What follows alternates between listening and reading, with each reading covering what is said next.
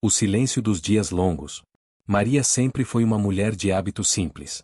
Nascida em 1934, cresceu entre plantações de café no interior de Minas Gerais. Com as mãos calejadas desde cedo, aprendeu a força do trabalho antes mesmo de entender o que era infância. Casou-se aos 19 anos com Antônio, um mecânico calado, mas generoso. Juntos tiveram 3 filhos e construíram uma vida marcada mais por esforço do que por sorte. Agora, aos 90 anos, Maria vivia sozinha numa casa antiga de muros baixos e portão enferrujado, na cidade de São Lourenço. O lar que um dia fora cheio de risos, panelas batendo e chinelos correndo pelo corredor, hoje era silencioso. Quase sagrado. Um santuário de memórias que doíam e sustentavam ao mesmo tempo. O rádio de madeira, que antes transmitia partidas de futebol e novelas antigas, agora só servia de apoio para as fotografias. Os 3 filhos, cada um com sua família, sorrindo em molduras desbotadas. Todos longe. Todos ocupados. Todos dizendo: a senhora sabe que a gente ama, mas raramente ligando. Maria não reclamava. Não era de palavras azedas. Havia aceitado, com o passar dos anos, que a velhice vem acompanhada de uma espécie de invisibilidade. As pessoas deixam de te ver, não por maldade, mas por distração. A vida corre, e os velhos ficam como postes nas calçadas, estão ali, mas ninguém repara. Nos últimos meses, o corpo começara a cobrar. As dores no quadril, os esquecimentos repentinos, a sensação de cansaço mesmo sem esforço. Os médicos diziam que era esperado para a idade. Ela sorria, mas por dentro sentia um tipo de cansaço que nenhuma vitamina resolvia. Um cansaço da alma. Sua rotina era um relógio enferrujado que ainda funcionava. Acordava às 6, fazia o café, regava as plantas do pequeno jardim e sentava-se na varanda com o crochê. Às 9, ouvia a missa pelo rádio. Às 10, tomava os remédios. Almoçava sozinha às 11h30. Dormia um pouco à tarde. Lia trechos de um devocional antigo à noite e dormia por volta das 8. E assim os dias passavam. Idênticos. Longos. Silenciosos. Um dia, ao abrir a caixa de correio, encontrou um envelope. Não era conta, nem propaganda de supermercado. Era uma carta, de verdade, com remetente, selo e até caligrafia à mão. Maria regalou os olhos. Sentiu o coração acelerar. Há quantos anos não recebia uma carta? Sentou-se na poltrona da sala e, com delicadeza, abriu o envelope. Dentro havia uma folha cor de creme, com letras arredondadas e pequenas flores desenhadas nos cantos. Querida Dona Maria. Meu nome é Isabela. Tenho 26 anos e sou voluntária num projeto chamado Cartas que Acolhem. Nós escrevemos para pessoas da terceira idade que vivem sozinhas, como forma de trazer um pouco de carinho e companhia por meio das palavras. Hoje pensei muito na senhora, mesmo sem conhecê-la. E fiquei imaginando, do que a senhora sente saudade? Se quiser me responder, adoraria conhecer sua história. Com carinho, Isabela. Maria leu a carta 3 vezes. No começo, não soube como reagir. Era uma brincadeira? Uma ação de marketing? Uma nova moda da internet? Mas havia algo ali. Algo que nem mesmo os filhos conseguiam oferecer: tempo. Isabela dedicara tempo para escrever à mão, para pensar nela, para perguntar algo que ninguém perguntava mais. Do que eu sinto saudade, repetiu em voz baixa, enquanto olhava a fotografia de seu marido na estante. De quase tudo, minha filha. Na manhã seguinte, depois de muito pensar, Maria pegou um papel de carta antigo, de quando ainda trocava bilhetes com as vizinhas. Escreveu com sua letra firme, apesar da artrose. Querida Isabela. Recebi sua carta com surpresa e alegria. Faz muitos anos que não escrevo para ninguém, então me desculpe se minha letra não estiver tão boa. Sinto saudade do cheiro do bolo de fubá saindo do forno. De ouvir meus filhos correndo pela casa. De dançar forró com meu marido na sala, mesmo que ele vivesse pisando no meu pé. Sinto saudade de quando minha memória era nítida e meu corpo não doía tanto. Mas, acima de tudo, sinto saudade de ser útil. Muito obrigada pela sua carta. Fez minha manhã mais leve. Com carinho, Maria. Dobrou a carta com cuidado e colocou no envelope. Caminhou lentamente até a farmácia da esquina, onde havia uma pequena caixa de correio, e enviou. Sentiu-se estranhamente viva. Nos dias seguintes, esperava pelo carteiro com um brilho nos olhos que não sentia há tempos. Recolhia o jornal só para fingir que olhava. E então, na tarde de sexta, a resposta chegou. Dona Maria. Que alegria receber sua carta. O que a senhora escreveu me fez chorar e sorrir ao mesmo tempo.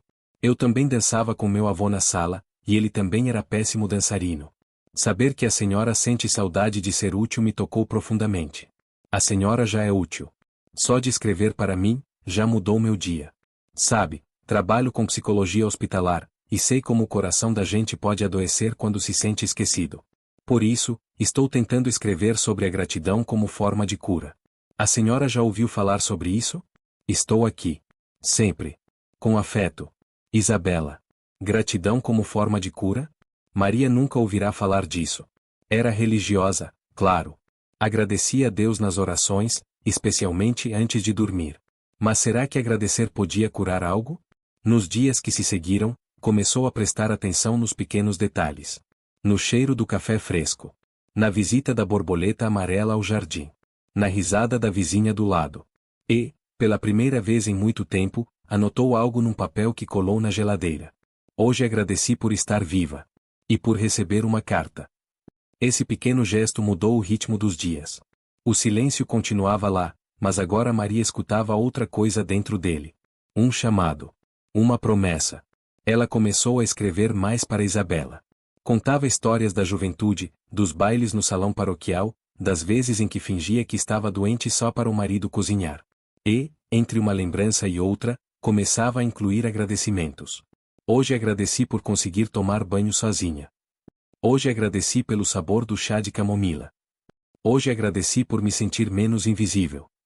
Isabela respondia sempre com alegria, perguntando mais, incentivando Maria a continuar. É como se eu tivesse voltado a viver, confessou Maria, ao telefone, quando o filho ligou em uma tarde de domingo. Que bom, mãe. Mas tá tudo certo com a senhora mesmo?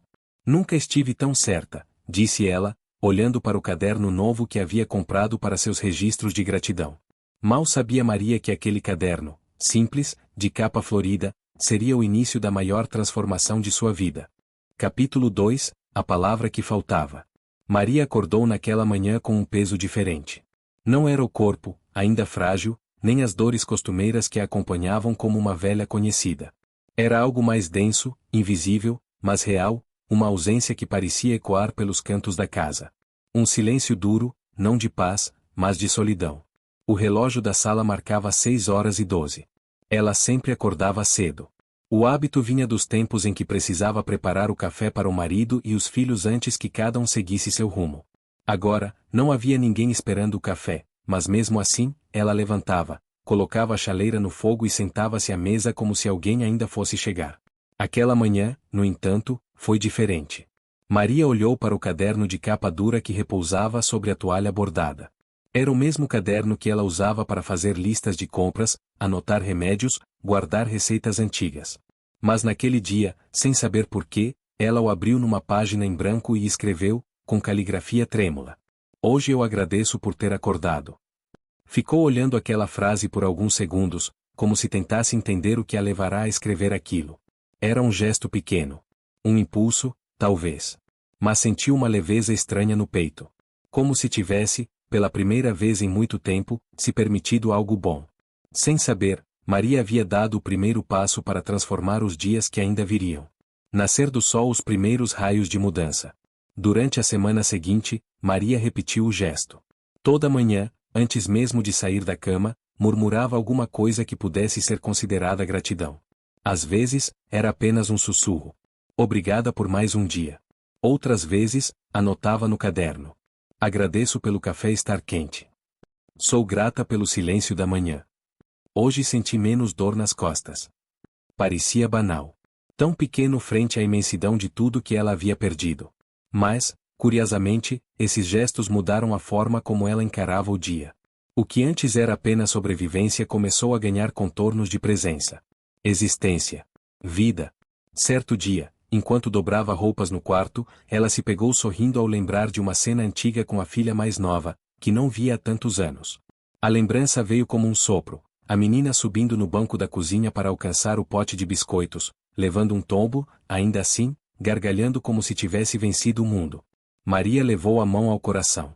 A cena parecia tão viva. Naquela noite, anotou no caderno. Hoje agradeço por ainda lembrar. Nuvem de chuva os dias cinzentos. Nem todos os dias foram fáceis. Houve manhãs em que o corpo parecia pesar toneladas. Dias em que o silêncio machucava. Em que a memória trazia lembranças demais. A morte do marido, o afastamento dos filhos, os amigos que se foram, os aniversários esquecidos.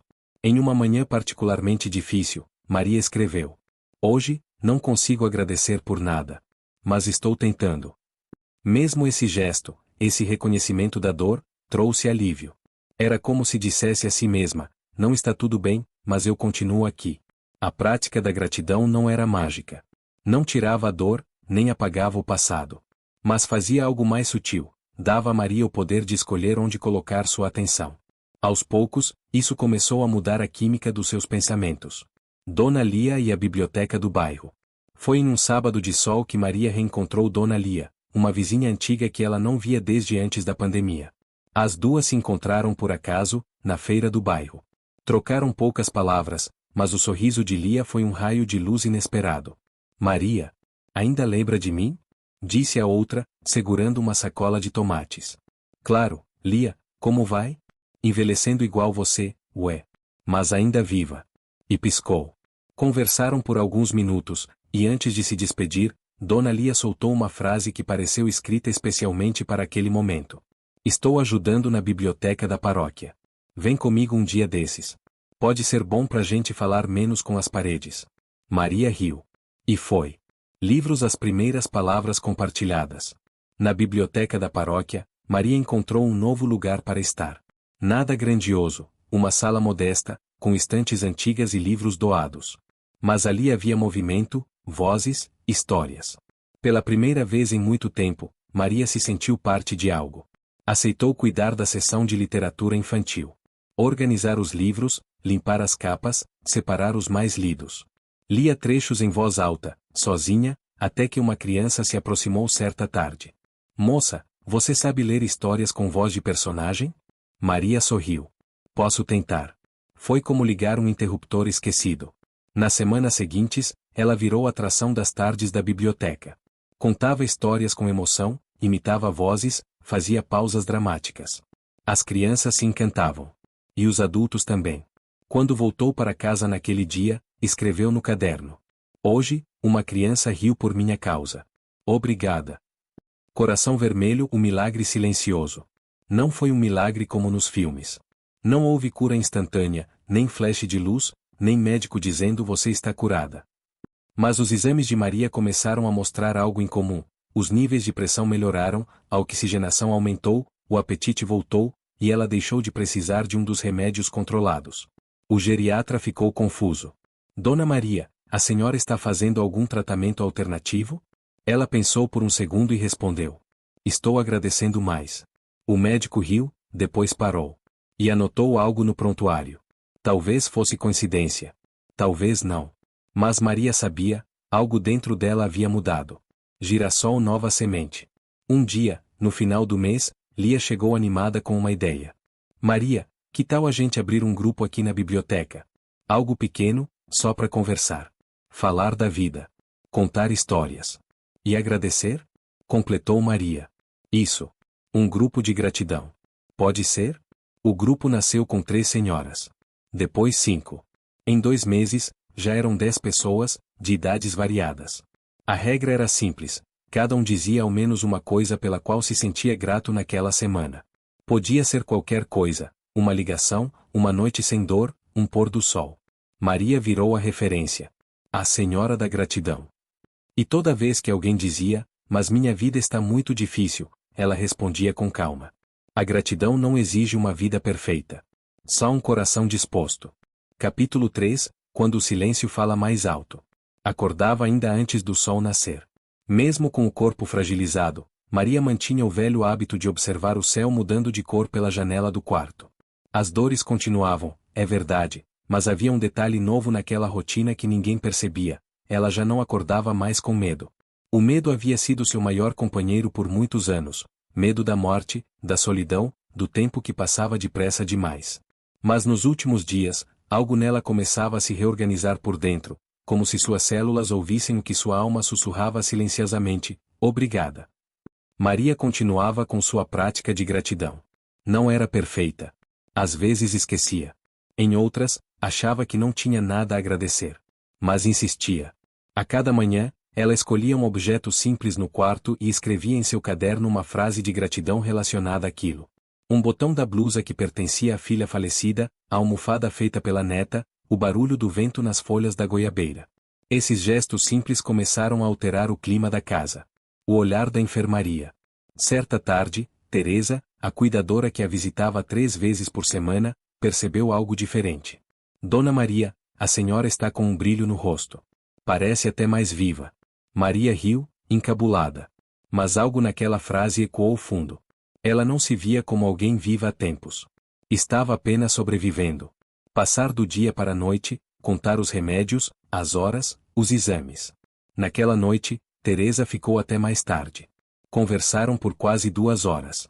E foi ali, entre chá de camomila e recordações dos anos 50, que Maria fez algo inédito. Falou sobre a perda do filho sem chorar. Foi então que Teresa disse: a senhora devia contar sua história para mais gente.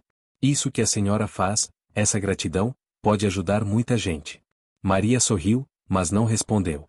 Guardou aquilo no peito como quem guarda uma semente boa num pedaço de terra cansada. A voz que ninguém esperava ouvir. No domingo seguinte, a casa recebeu uma visita inesperada. Era Júlia, uma jovem repórter do jornal comunitário. Havia ouvido falar de Maria através da neta de Teresa, que ficará impressionada ao ver a idosa falando com serenidade sobre dor, gratidão e fé. Dona Maria, a senhora aceitaria dar uma entrevista sobre a sua história? Maria hesitou. Ela não se via como inspiração para ninguém. Ainda sentia dores, ainda sentia saudade, ainda tinha dias de sombra. Mas algo dentro dela, talvez pela primeira vez em anos, disse sim. A entrevista foi curta, feita no quintal da casa, com a goiabeira ao fundo. Júlia perguntou sobre perdas, doenças, fé, e sobre o caderno da gratidão. Maria mostrou uma das páginas. Nele estava escrito: hoje agradeço pela lembrança do cheiro de pão quente. Isso significa que ainda posso sentir. A reportagem saiu com o título: A Mulher que Agradece o que Quase Ninguém Vê. E foi aí que tudo começou a mudar. O movimento silencioso. 2 semanas depois, Maria começou a receber cartas. Não e-mails. Não mensagens em rede social, cartas. Pessoas da cidade, vizinhos que mal a conheciam, até professores de escolas públicas começaram a escrever. Muitos diziam que, depois de ler sua história, passaram a listar 3 coisas boas do dia antes de dormir. Outros disseram que haviam retomado contato com pais distantes, netos que não viam há anos. Havia uma carta que ela releu tantas vezes que acabou decorando. Sofri uma perda como a sua há 6 anos. A dor me destruiu. Hoje, graças à sua história, consegui agradecer pela lembrança boa, em vez de alimentar o vazio. Obrigado por me ensinar a viver de novo, mesmo sem saber. Maria chorou. Mas, dessa vez, não era de tristeza. A transformação do corpo. Algo curioso começou a acontecer também com sua saúde. As dores que antes eram intensas nas articulações começaram a diminuir. O apetite, antes quase inexistente, voltou. Passou a aceitar pequenas caminhadas no jardim, a ler trechos de livros antigos, e até ensaiou algumas costuras em lenços que guardava há anos. Seu médico, Dr. Átila, notou a mudança. Seus exames estão mais estáveis. E a senhora está ganhando peso. Está fazendo algum tratamento novo? Não, doutor. Só estou aprendendo a agradecer o que me resta. O médico riu, mas com olhos marejados. A ciência ainda não explicava tudo, mas a verdade era clara. Maria estava voltando a viver. Quando a mente cura o corpo. As semanas se tornaram meses. Maria criou o hábito de escrever cartas de gratidão para pessoas do passado. Algumas que já haviam partido, outras que sequer sabiam que tinham sido importantes para ela. Escrevia e guardava. Não precisava de respostas. Era apenas o ato de liberar, de soltar, de transformar mágoas antigas em compreensão. Um dia, escreveu para o próprio pai, que nunca a tratou com carinho. Agradeço por ter me ensinado a ser forte. Hoje, entendo que talvez tenha sofrido mais do que me mostrou. Escrever aquilo foi como retirar um espinho do peito. E naquele dia, pela primeira vez desde os 80 anos, Maria dormiu sem precisar de sedativo. Semeando gratidão. No aniversário de 91 anos, seus filhos e netos organizaram uma comemoração pequena, no quintal da casa. Ao invés de presentes, ela pediu apenas uma coisa: que cada um trouxesse uma carta com 3 agradecimentos da própria vida. A mesa de bolo virou altar de emoções.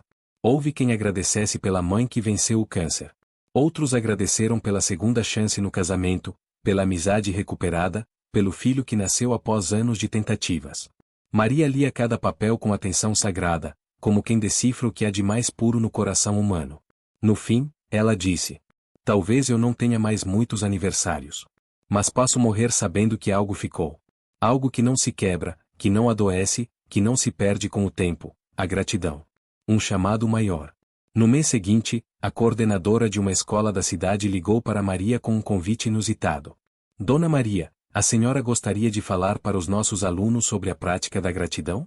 Ela pensou que fosse brincadeira.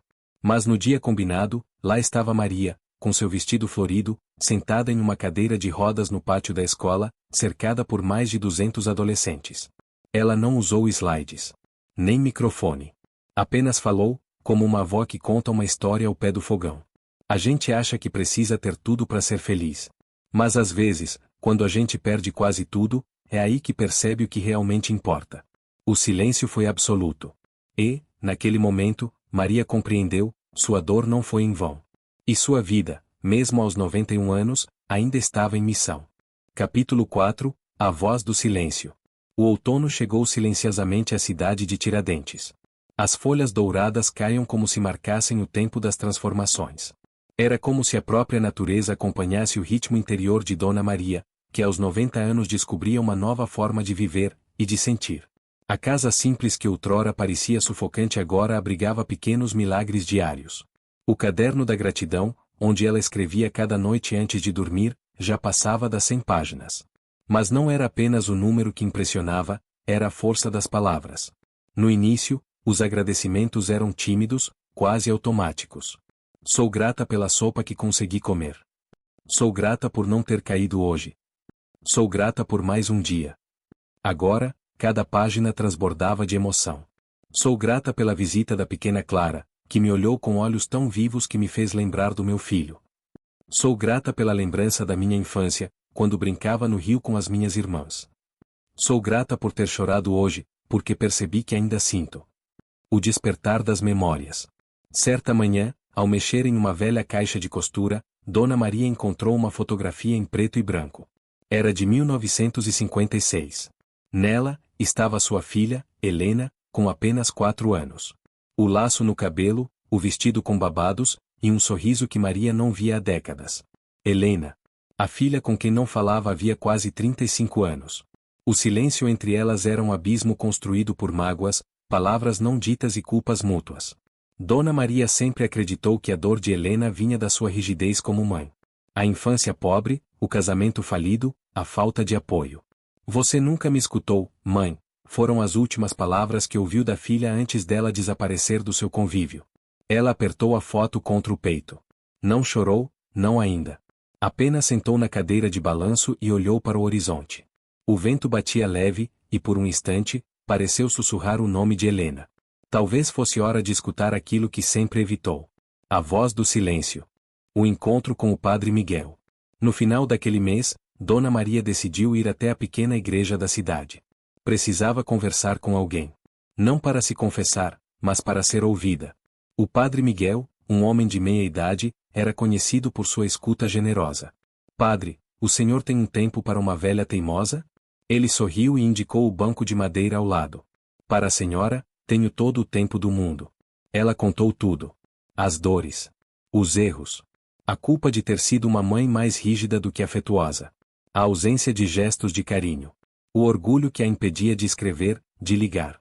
Ela também nunca procurou, dizia Maria, como se ainda tentasse se defender. Padre Miguel não interrompeu.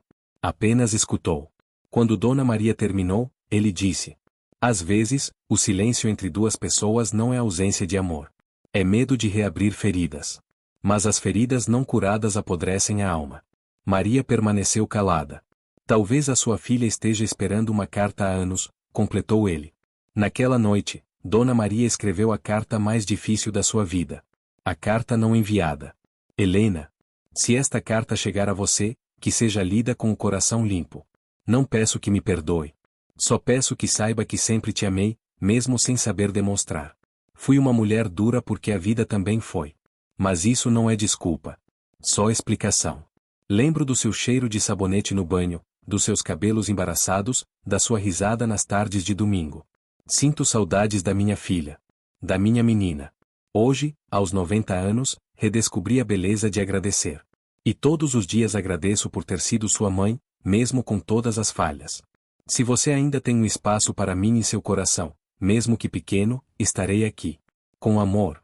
Sua mãe, Maria. Dona Maria não enviou a carta naquele dia. Nem no dia seguinte. Mas ela leu em voz alta, sozinha, no quintal, olhando para o céu estrelado. E, naquele momento, algo dentro dela se libertou. Gratidão compartilhada. Sem perceber, sua história começou a se espalhar. Clara, a vizinha de 10 anos, contou para a professora da escola sobre a velhinha que agradece todo dia. A professora contou à diretora, que contou a um jornalista local. Em poucos dias, uma pequena reportagem sobre Dona Maria foi publicada no jornal da cidade. Aos 90 anos, ela descobriu o segredo da leveza, agradecer. A matéria viralizou na internet local. Pessoas começaram a deixar bilhetes na porta da casa de Maria. Obrigado por me lembrar de agradecer, mesmo com dores. Hoje sorri por sua causa. Você me salvou. O silêncio da casa foi sendo preenchido por vozes, algumas escritas, outras presenciais. Voluntários começaram a visitá-la, estudantes pediram para entrevistá-la, e um grupo de terapeutas da capital quis entender como a prática da gratidão parecia estar influenciando sua saúde. Sim, porque os exames recentes mostravam algo inesperado. A artrite estava mais controlada, os níveis de pressão estáveis, e os médicos usavam uma palavra que Maria achava curiosa: resiliência fisiológica. Ela apenas sorria e dizia: eu só tô agradecendo, uai. O dia do perdão. Na véspera do seu aniversário de 91 anos, Dona Maria recebeu uma ligação. O número era desconhecido. Alô? Disse com a voz baixa. Mãe? Foi como se o tempo parasse. Ela reconheceu aquela voz. Não por ser igual, mas por ter o mesmo timbre de quando Helena era menina. Sou eu, Helena. Maria não conseguia falar. Li sua carta. A vizinha da senhora publicou uma parte na internet, num grupo que acompanho. Achei que fosse coincidência. Mas quando vi a assinatura, era você. A ligação durou horas. As lágrimas foram poucas, porque ambas tinham chorado demais nos últimos anos. O que havia ali era acolhimento, escuta e uma promessa. Posso ir te ver? Dona Maria sorriu. Pela primeira vez, sentiu o coração leve como uma pena. Pode, minha filha. Vem pra casa. Epílogo do capítulo 4. 2 semanas depois, Helena chegou com uma mala pequena e um buquê de lavandas, as flores favoritas da mãe. Elas se olharam por longos minutos. Não disseram nada. Depois, se abraçaram. Naquela noite, a cadeira de balanço balançava para 2 pessoas. E o silêncio, enfim, era de paz. Dona Maria escreveu em seu caderno. Hoje, agradeço pelo tempo. Por ele ter passado. Por ele ter curado. E por ele ter nos trazido de volta.